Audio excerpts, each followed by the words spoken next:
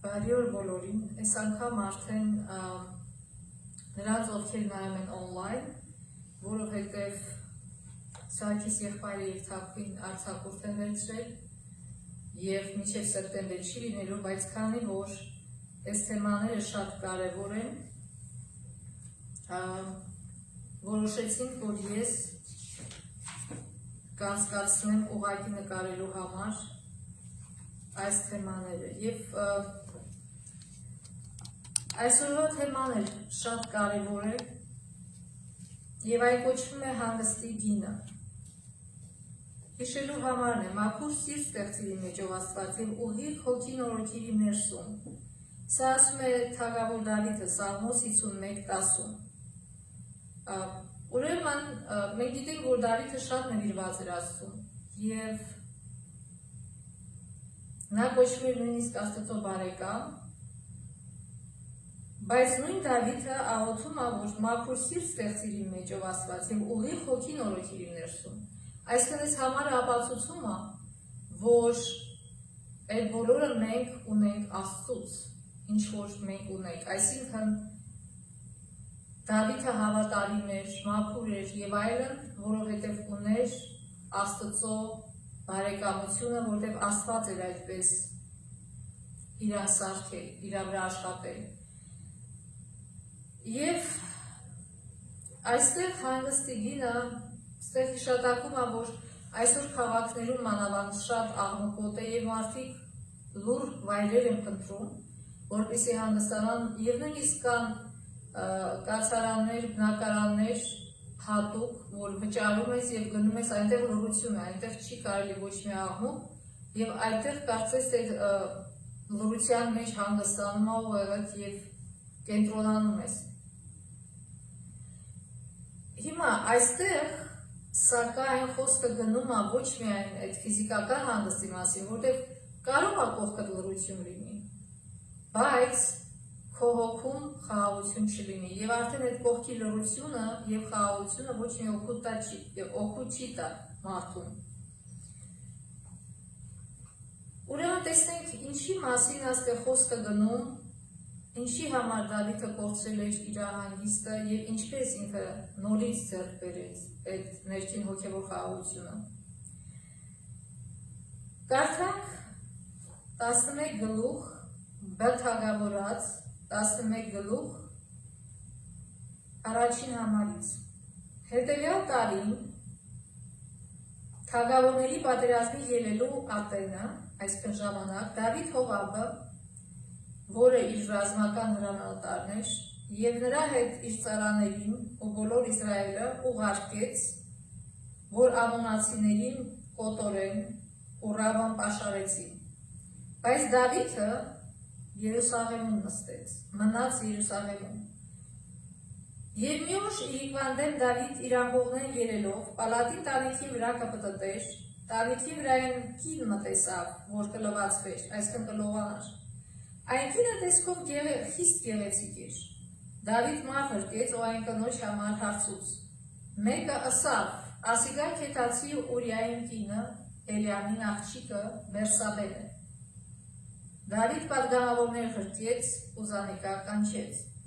Երբ կինը անոր եկավ, Դավիթ անոր հետ պառկեցավ, անիկա իր անմաքրությունեն դեռ նոր մաքրված էր, երբ թե կինը իր տունը գնաց։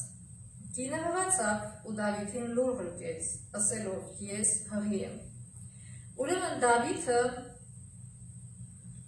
գործեց մի շատ խոշոր մեղք, որ հատուկ չէր իրեն, և այդ մեղքը իր հետևանքները բերեց։ Սակայն Դավիթը այդ մի օրում չկավ, ամեն ինչ սկսում գալիս է շատ հեռվից։ Մարդ մի օրում մեղքը չի անում, այդ մեղքը նախապատրաստություն է տենում, սկսվում է ուղեղից։ Ուրեմն հիմքը ինչ էր, որ նա որոշեց, որ ինքը ավելի բարձր է, քան թե Աստծո օրենքը և կարող է շնանալ, այսինքն ուրիշի կնոջը վերցնել, և ինքը գիտեր ով է այդ մարդը։ Այդ մարդը բանակի օֆիցեր էր, որ հիմա պատերազմում էր, և ինքը նենգաբար, իմանալով ով է այդ կինը, վերցրեց և քնեց նրա հետ։ իհարկե կնոջ մեղավորություններ կար եւ ավելի հետ որ գնանք ամենասկզբից Դավիթը շատ խոնարհ մարդ էր երբ որ ինքը հովիվ էր աշխատում որպես հովիվ էր իր հոր ոչխարներին էր արածեցնում եւ Սամուելը գնաց եւ նրան օծեց որպես թագավոր նա շատ ուրախացավ չթռավ երկին չասեց ուրեմն ես իմ աթողների ոչխարներին գնամ թագավոր աշխատեմ չէ էլի հետ դարձավ իր ոչխարների մոտ որտեղ շատ պատասխանատու մարդ էր շատ հոգատար էր իսկ ոչխարների համար հոգատարություն շատ է հարկավոր որտեղ ոչխարները այսպես ասած շատ հիմար կենդանիներ են եւ եթե մի ոչխար եւ շատ հեշտ իրանք գնում են վտանգավոր տեղեր եւ իրանց վրա անդադ աչք կա պետք անընդհատ եւ եթե հանկարծ մի ոչխար գնա եւ չտեսնի հովիվը եւ այդ ոչխարը գնա գահավիժի մյուս ոչխարները այս ոչխարի հետևից գնում են եւ բոլորը միասին կարող են գահավիժել եւ այս է պատճառը որ Աստված համեմատում է մեզ մեղավոր մարդկանց ոչխարների հետ այսինքն երբ որ մարդ մեղավոր վիճակում նա չի լիուր ալնում նա չի հասկանում որ այդ մեղավոր վիճակը իրան տանում է դեպի վտանգ եւ ոչխարները ամեն ժամանակ կարիք ունեն հովվի եւ դա ինչ է նշանակում որ մենք ամեն ժամանակ կարիք ունենք մեր հովվի Քրիստոսի ներկայությանը եւ պաշտպանությանը եւ ամենակարևորը որ մենք լսենք իրան որպեսզի չգնանք եւ չգահավիժենք եւ Դավիթ դա շատ լավ հասկանում էր եւ շատ լավ հոգ էր տանում իր ոչխարների համար բայց երբ որ հիմա արդեն այդքան փառքից հետո երբ որ ինքը Գողեաթին հաղթեց երբ որ ինքը կոչվում էր Աստծո բարեկամ երբ որ ինքը թագավոր դարձավ եւ թագավոր դառնալուց հետո ինքը իրան կառուցեց շատ մեծ տուն պալատ կառուցեց իր համար եւ ստեղից սկսում է անկումը այսինքն երբ որ մարդ մտածում է որ ինքը ավելի շատ է եւ ինքը պետք է անպայման պալատ ունենա անպայման պետք է իր տունը տարբերվի մյուսներից որովհետեւ ինքը թագավոր է սակայն Աստված տվել էր օրենքներ երբ որ Իսրայելը Սամուելից թագավոր ուզեց Աստված զգուշացրեց իրանց որ գիտեք այդ թագավորը որ դուք ուզում եք լավագույնը ձեր աղջիկներից լավագույններին ձեր տղաներից լավագույններին ձեր հողերի լավագույնը ձեր ձեռքից առնելու է եւ աշխատացնելու է իր համար նրանք ասին օքեյ մենք ուզում ենք բայց ելի Աստված խղճալով իրենց ժողովրդին օրենքներ տվեց որպեսզի սահմանափակի թագավորների իրավունքները այսինքն ես չեմ հիշում որտեղ բայց Աստվածություն գրած այն կտական որ թագավորը ասեց իրավունք չունի ոսկի հավաքի կանանց շատացնի իրաց երին շատացնի եւ այլն այսինքն պետք չի որ թագավորը շատ հարստանա ինքը դրանով պատնեշներ գրեց թագավորների համար որ շատ չշահագործեն իրենց իր ժողովրդի մարդկանց եւ կարծում եմ որ Դավիթը պիտի իմանար այդ օրենքի մասին սակայն ինքը մտածեց որ ինքը ավելի բարձր է եւ որ ինքը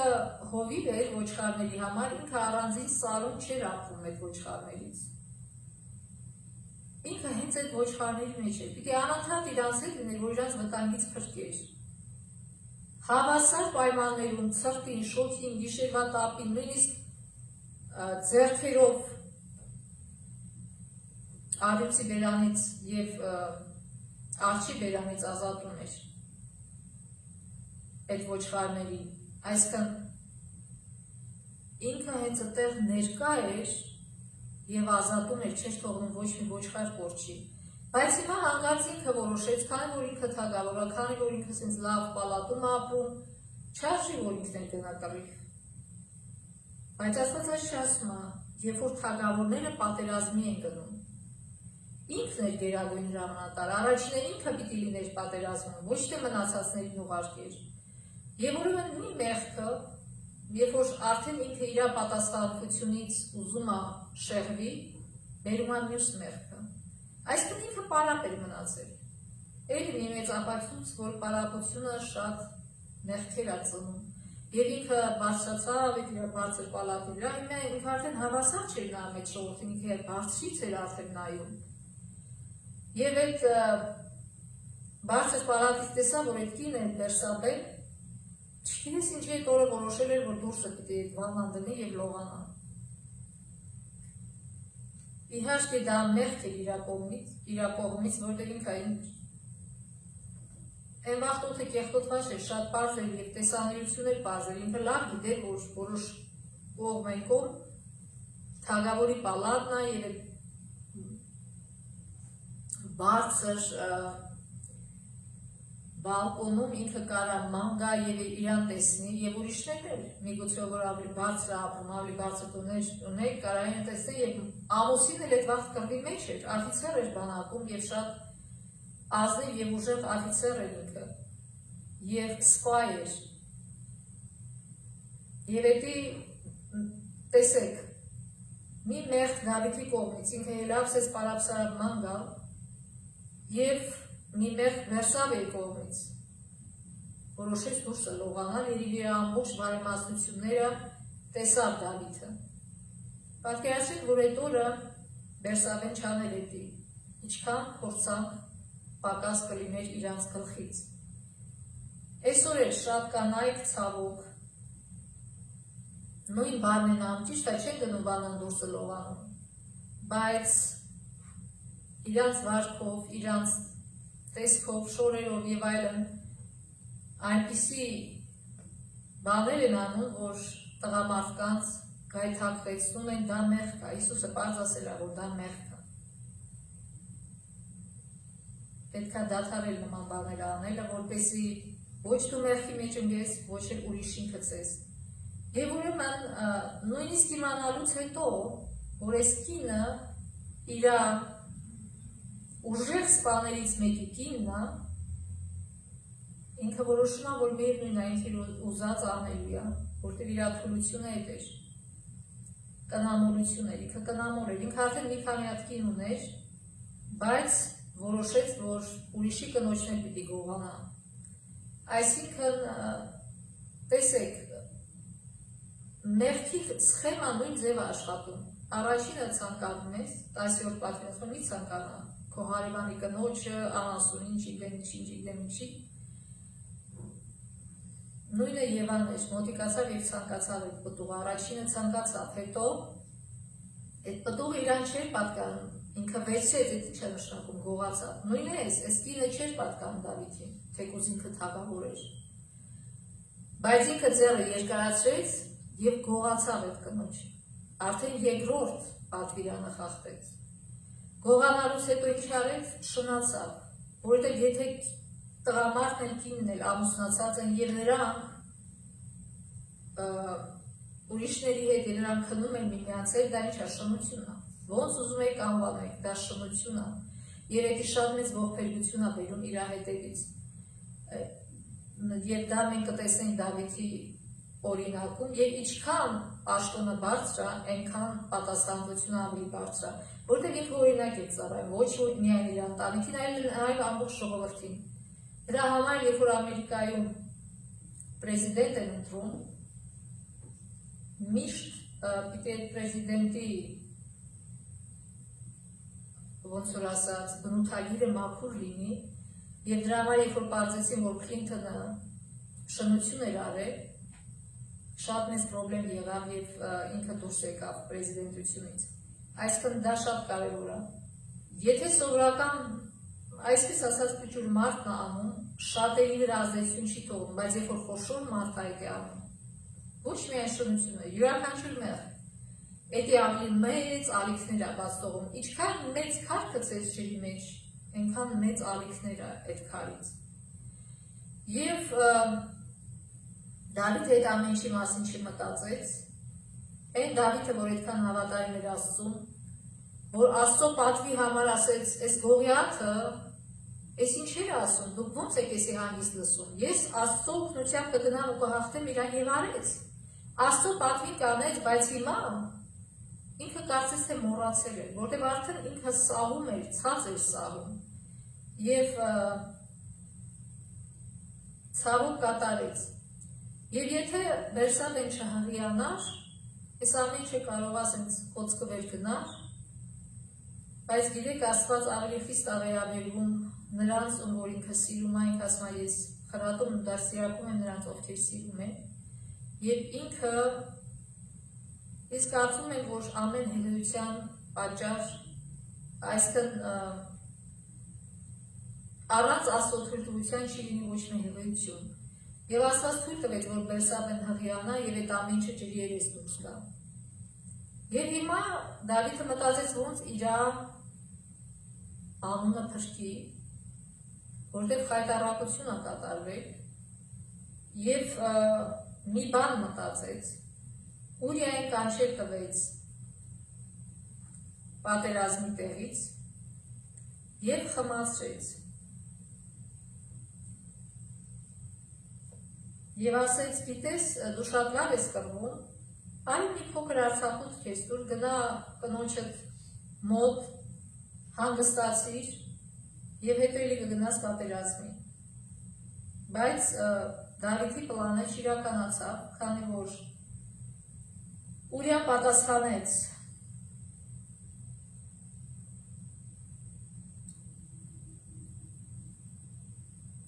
Չգնաց իր կնոջ մոտ, ասում է պալատի դուռը պառկեցավ ու իր տունը չիջավ։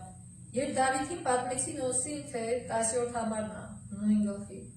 Ուրիա իր տունը չիջավ, Դավիթ Ուրիային ասավ. Դու ճամփայա չես եկել, ինչու համար քո տունը չես իջներ։ Ուրիա ասավ Դավիթին. Տապանակը ու Իսրայելը ու Հուդան վրաններու մեջ կնստին, եւ իմ տերս Հովավն ու իմ տիրոջս ծառաները բաց դաշտի մեջ կբնակին, եւ ուտելու, խմելու եւ կնոջս հետ պարտելու համար իմ տունս երթամ։ Դու կենթանի ես, ու քո հոգին կենթանի է, որ ես այդ բանը չեմ աներ։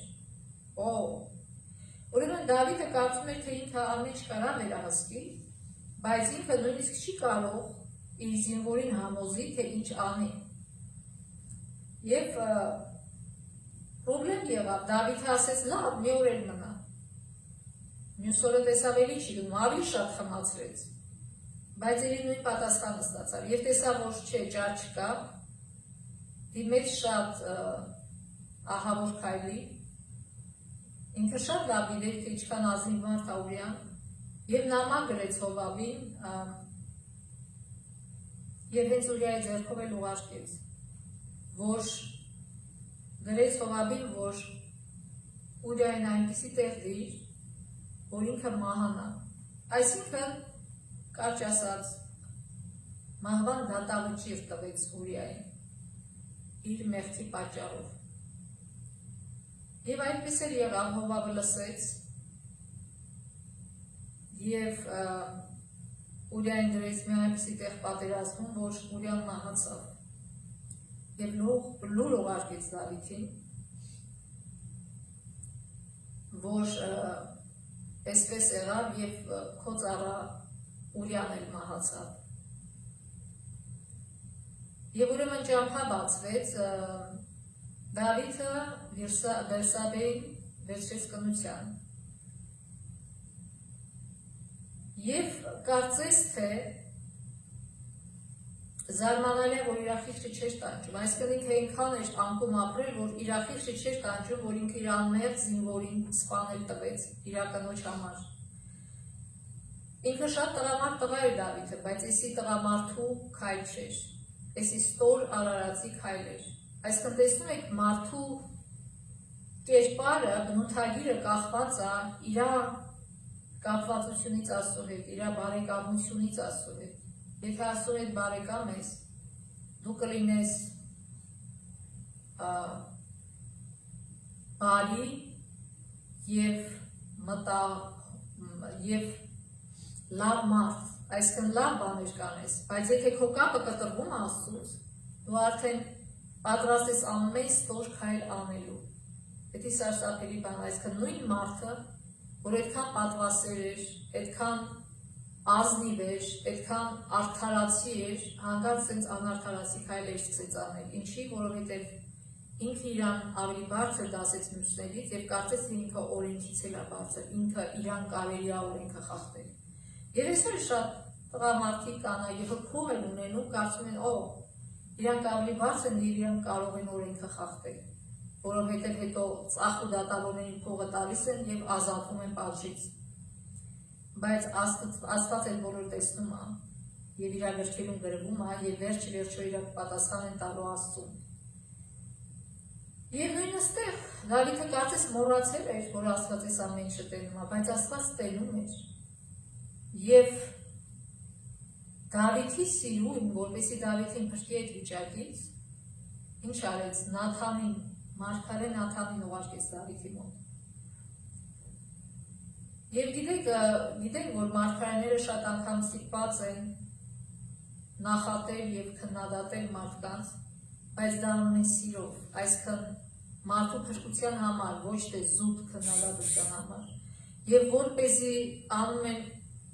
այնպես, որպեսզի այդ մարդը անկալի եւ հասկանա։ Եվ որպեսզի Դավիթը անկալեր իր լուրը Աստծուց, ինքը որոշեց ոչ թե ուղիղ ասել, այլ առակ ասեց, առակի ձևով մատուցեց, որովհետև Դավիթը եղել էր հովիվ եւ շատ սիրում էր ոչխարներին, ինքը այդ ձևով ներկայացրեց, եկեք կարդանք, թե ինչ ձևով ներկայացրեց, 12 գլուխը 1-14 համարները։ Տերը Նաթանը Դավիթին ղրկեց, Նաթան գնաց եւ անորը սա, քաղաքի մեջ երկու մարդ կային։ Այսինքն Նաթանը ձև անում, որ ինչ որ քեյս է բերել Դավիթի մոտ, որ Դավիթը պիտի լուծի այդ քեյսը, այսինքն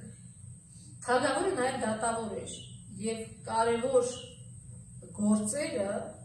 բերում էին իր մոտ, որ ինքը լուծեր։ Եվ Նաթանը ձևացնում է, որ ինչ որ կարևոր գործ է բերել եւ պիտի Դավիթը լուծում տա, դատավճիռ կայացնի այդ գործով։ Եվ ասում է, քաղաքի մեջ երկու մարդ կային, մեկը հարուստ եւ մյուսը աղքատ։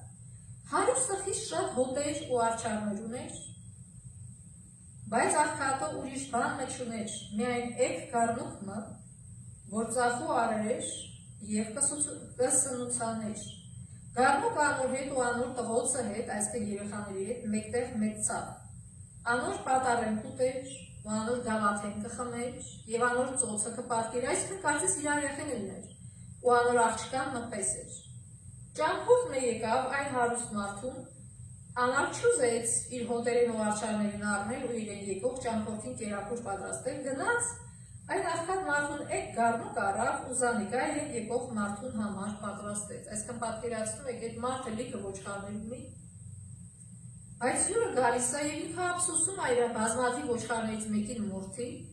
եւ գնում է այդ խեղճ մարդուն մի հատիկ ոչխարի վերցնում է որ մորթի։ Ինչքան հաճախ մեր կյանքում մտածա չէ։ Այդ շահագործող հարուստները ինչ են անում։ Վերջին ունեցածն են խլում նրա, ով որ մենակ էդի ունի։ Կարծես իրան ոչինչ չունեն։ Եվ այդ զորով շատացում են իրենց ունեցվածքը եւ ինքն էլ հպարտ են, փոխանակ ամոթից գետինը մտնեն։ Ուրեմն ասում այն ժամանակ Դավիթի վարկությունը այդ մարդու դեմ սաստիկ բորբոքեցավ, այսքան թվացյալ մարդու դեմ ովարել էր դա, ու Նաթանին ասավ, դատավճիռ կայացրեց, Տերը կենդանի է, որ այդ բանը անող մարդը մեռնելու արժանի է։ Այսինքն նույնիսկ, տեսեք, օրենքով, երբ որ դու մյուսից գողանում էիր մի բան, պիտի չորեք պատիկը տայր այդ մարդուն։ Ասենք թե ոչխարը որ վերցրել 4 հատ ոչխար տար օրենքով։ Բայց Դավիթը եկալ է ջղայմանում, ինքը շատ էր սիրում, քանի որ ինքը հով էր եղել, շատ էր սիրում ոչխարները եւ շատ սրտանց ընդունեց դա, որ ասում այդ մարդը նույնիսկ մեռնելու արժանի է։ Այս օրենքով այդպես չէր։ Եվ ասма այն գարնիկին չորեքպատիկը պետք է հատուցանել, քանզի այս բանը սա արավ ու գուտ չունեցավ։ Եվ ինքը չիմանալով ինքը իր դատավճիռը կայացրեց։ Ասեց այդ մի գարնուկի փոխարեն պիտի 4 հատ գարնուկ տա այդ մարդուն հետ։ Եվ այդ ժամանակ զարմանալի բան տեղ ունենում։ Այդ ժամանակ Նաթան Դավիթին ասավ. այդ մարդը դու ես։ Իսրայելի Տեր Աստված այսպես է ասում. քեզ Իսրայելի վրա ես թագավոր օծեցի, ու քեզ Սամուելի ձեռքեն ես ազատեցի, եւ Տիրոջը տունը քեզի ու Տիրոջը տիները քու ծոցը տվի, եւ Իսրայելի ու Հուդայի տունը քեզի տվի, ու եթե քիչ կերևնար քեզի, սրանցից ասոցնե ավելի բաներ կուտայ։ Ինչու համար Տիրոջը խոսք անարգեցիր, անոր աչքերուն առջև չարություն անելով եւ Ուրիայի կինը քեզի կին արիր, ու Զանիկա Ամոնի որդիներուն սրովը սպանեցիր։ Հիմա զիս անարգելուտ համար ու քետացի Ուրիային կինը քեզի կին առնելուտ համար քու տուներ սուրահայտյան պակաս պիտի չլա։ Եվ Տերը այսպես կսե. քու տուներ քեզի դեմ չարիքը պիտի անեն, ու քու աչքերուդ առջև քու կիներդ պիտի առնեմ, եւ զանոն քու դրացիդ պիտի տամ, ու անոնք այս արեգակի առջև քու կիներուդ հետ պիտի պարտի։ Անիկա, այդ մարդ այսինքն, թեև դու ծածկաբար ես, բայց ես այս բանը բոլոր Իսրայելի առջև ու արեգակի առջև պիտի անեմ։ Այսինքն շատերը ասում են, որ Աստված տարբերություն ա դնում մարդկանց մեջ, իրար խավարիկներին պատիժ չի տալի։ Դավիթը ու Բերսաբեն պիտի պատժվեն, պիտի մեռնեն, որտեղ շնություն էին արել, եւ Դավիթը կարծում էր, թե միայն մի երկու հոգի գիտի իր մոտիկներից, բայց պարզվեց, որ Աստված տեսել էր։ Եվ ուղարկեց Նաթանին, այն ինչ որ ոչ մեկ չգիտեր, Նաթանը ասեց.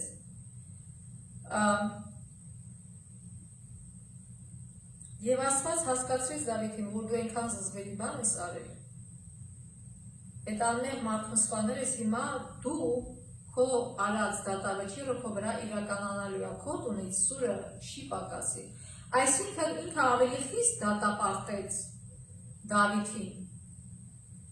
քան թե մնացածներին, որտեղ Դավիթի պատասխանատվությունը ավելի մեծ էր։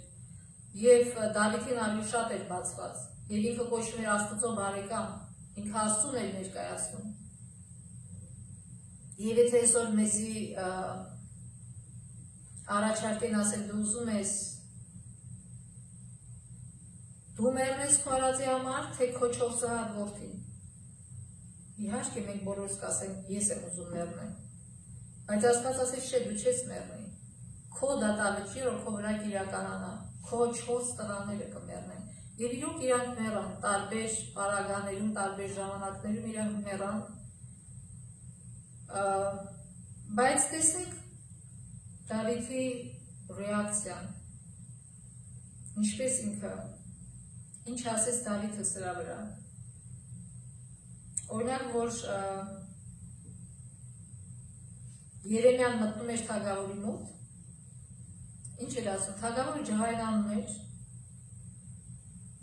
եւ նույնիսկ բանտ նստացրեց սարսափելի միտեղ գուբի մեջ, բայց տեսնենք Դավիթը ինչ կանի, արդյոք ինքը կընդունի իր սխալը, թե Նաթանին կպատժի, որ ինքը համարձակություն ունեցավ գալու ասել իր առջև։ Եվ տեսեք ինչ արեց Դավիթը։ Դավիթ Նաթանին ասավ. Տիրոջը դեմ մեղք գործեցի։ Եվ Նաթան Դավիթին ասավ. Տերն ալ քո մեղքդ ներեց։ Պիտի չմեռնիս, եւ որովհետեւ այս բանով Տիրոջը թշնամիներուն հայհոյություն ունելու առիթ տվիր, անոր համար այս քեզի ծնած տղան անշուշտ պիտի մեռնի։ Այդ առաջին տղան էր, որ մահացավ։ Այսինքն տեսեք, ասма մեղքդ ներում է։ Տեսեք, ստե ինչքան պարզ երևում է, որ երբ որ Աստված ասում մեղքդ ներում է, չի նշանակում, որ հետևանքները չի գալու, պատիժը չի գալու, նո, պատիժը գալու է, իր մեղքը ներվեց, բայց Աստված թույլ էր տալու, որ ինքը այդ հետևանքները կրեր, որ ինքը ընդհանրապես զզվել է մեղքից եւ հասկանալ թե ինչ հրեշավոր բան է ինքը արել։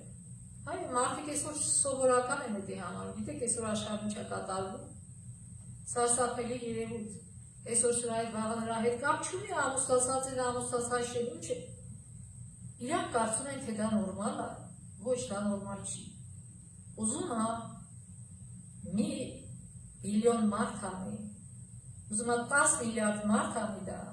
նորմալ չի, դա ճիշտ չի, Աստված ասել է մի շնացի եւ վերջ։ Եվ Աստված, եթե իրանք իրանց չհավաքեն, վերջը Աստծուց կստանան իրանցը։ Իհարկե Աստված տխուր ձևով է պատիժը տալի, Աստված չի ուզում, որ մենք տարապենք, բայց Աստված ուզում է, որ մենք խրատվենք ու դաստիարակվենք, Աստված ուզում է, որ մենք վաղը միսօր իր հետ ապրենք մաքուր թագավորության մեջ, մենք չենք կարող կեղտոտ վիճակում ապրենք մաքուր թագավորության մեջ, եւ մեղքի դեղը ցավալի դեղը, այսինքն մեղքից ազատվելու դեղը, որտեղ մեղքը ինքը ցավալի բան է, ինքը հեշտ բան չի, դրա համար էլ իրանից ազատվելու ձևը հեշտ չի, տառապանք է։ Եվ ուրեմն իրոք այդպես է լինում, իր առաջին որդին մեռնում է, հետո մյուս տարիներին էր։ Ամեն մի որդու հետ, երբ որ որդին մեռնում էր, Դավիթը շատ ողբում էր եւ ասում էր երանի թե ես քո տեղը մեռած լինեի որդիս, բայց ինքը երբեք չասեց, դու սխալ ես Աստված, ես քո դեմ ըմբոստանում եմ, որտեղ դու շատ դաժան ես, ես մեկին սպանեցի, դու 4-ին սպանեցիր, այսինքն Աստված չսպանեց, իրանք իրանց գործերի, իրանց մեղքերի հետևանքով մեռան այդ երեխեքը, բայց ով էր պատճառը, որ այդ երեխեքը արեցին իր որդիները, այդ ամեն ինչը ինքն էր պատճառը, Դավիթը, իրանից էին սովորել, իր մեղքի պատճառով էր, որ ամեն մեկը իր մեղքը գործեց եւ այդ մեղքի պատճառով իրանից էին սովորել, Աստվածը դե կապ չունի, այսինքն, երբ որ մարդ անում է, կյանքի օրենք է, այդ օրենքն է կատարվում, երբ որ դու շատ վատ բնութագիր ունենալով ես ապրում, քո երեխեն էլ նույնն է սովորում, ինչ որ ցանում ես, այն էլ հնձում ես, այդ է օրենքը կյանքի, Աստված շատ տխուր էր բոլորի մահանալու համար էր, թե Ուրիայի, թե Դավիթի 4 տղաների, բոլորն էլ իր զավակներն էին, Դավիթը, երբ որ ամեն իր տղան մահանում էր, ինքը զգում էր ինչ որ Աստված զգաց, երբ որ Ուրիան մահացավ, այդ արժանի մարդը, եւ Նաթանից առաջ Աստված Ուրիայի միջոցով ուզեցավ հասկացնել Դավիթին, թե ինչ սխալի մեջ է ինքը, որտեղ Ուրիան ասեց, իմ ընկերները ընդեղ են, ես պիտի գնամ իմ կնոջ հետ քնեմ, չնայած դրա հետի մեղք չէ, իրանք ինքն էր, բայց Դավիթը ավելի ահավոր բան արեց, ուրիշի կնոջ հետ քնեց, ինքը քանի հատ կին ուներ, բայց նույնիսկ այդ Ուրիայի խոսքերը իրան չկանեցրեց, մի վայրկյան ինքը չկանեց, չմտածեց, այս մարդը ինչ շատ ճիշտ ասում, նո, իր ուղեղը մենակ մի բան է, որ ինքը իր անունը փրկի, կապ չունի թե ինչ ձևով։ Եվ հետո ինքը երբեք չբողոքեց Աստծու դեմ, ինքը գիտեր, որ մեղավորը ինքն է եւ այդ է ցույց տալի, որ ինքը ճշմարտապես ապաշխարեց։ Ինքը երբեք փորձ չարեց ինքը իրեն արդարացնելու եւ Սաղմոսներում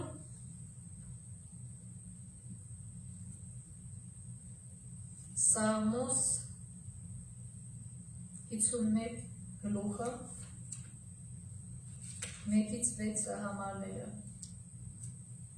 ինքը գրում է իր զգացողությունները այդ ժամանակ, որ մեզ ով Աստված այսինքն գիտեք, էդիկեն չէ, որ ինքը մի անգամ ապաշխարեց, ասեց վայ մեղավորը մվերջ, նո, ինքը ամեն օր սրտի ցավով զգում էր դա, որտեղ ամեն օր տենում էր իր արածների հետևանքները, ինչպես Ադամը, որ 900 տարի ապրեց եւ տեսավ իր մեղքի պատճառով ինչքան են մարդիկ տուժում, իր համար արդեն մահը երանելի դառավ, որտեղ ինքը իր հոգով ամեն օր տարապում էր, նույնը եղավ Դավիթի այս դեպքից հետո իր կյանքը կիսված է երկու մասի, կյանքը այս դեպքից առաջ և կյանք այս դեպքից հետո։ Իր կյանք այս դեպքից հետո լցվեց տխրությամբ և շատ ցավալի բաներով և մի հատ սաղմոս չի, շատ սաղմոսներ այնքը գրում։ Ողորմ է ինձ Ով Աստված, քո ողորմությանդ համեմատ, քո առատ գթությանդ համեմատ ջնջե իմ հանցանքներս, որտեղ ամեն օր իր խիղճը տանջում էր։ Գիտեք, երբ որ ես բանտ էի գնում կանացի բան և քարոզում էին դե Հայաստանում, մարդիկ ովքեր հանցագործություն էին արել, սպանություն կամ այլ, և եկա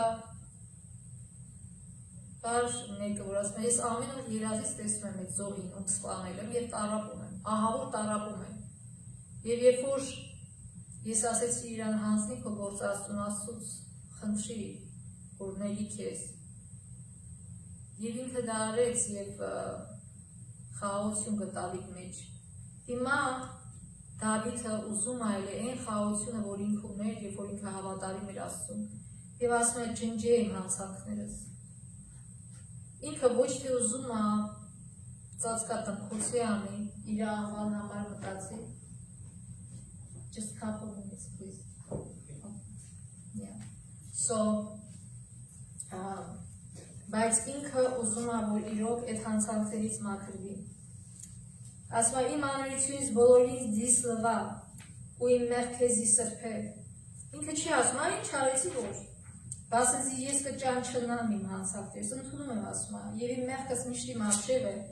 քեզի միայն քեզի դեմ նեղանչեցի, ու քո աչքերուդ առջև չարություն ըրի, որպեսզի արդարը լաս, խոսքերուդ մեջ ու անարատը լաս դատաստանիդ մեջ։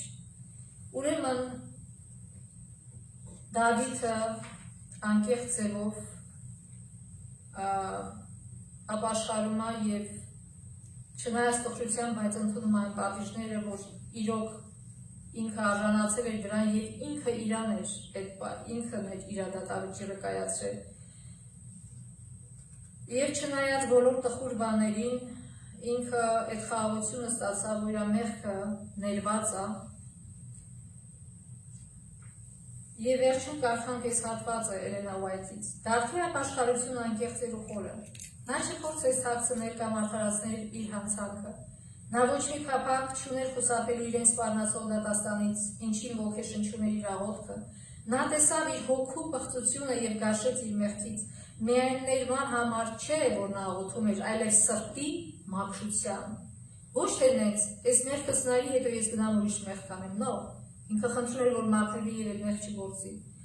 Ապաշխարող մեղավորներին տված Աստծո խոստումներում նա տեսավ իր ներման և ընդունման ապացույցները։ Աստծո ընդունելի զոհը կոտրված հոգին է, բեկված ու խոնարհ սիրտով Աստված դու չես անարգում, մինչև վերջ Դավիթի սիրտը մնաց կոտրված։ Ցանկացած մեկը, ով կխոնարհեցնի իր անձը խոստովանությամբ ու ապաշխարությամբ, ինչպես արեց Դավիթը,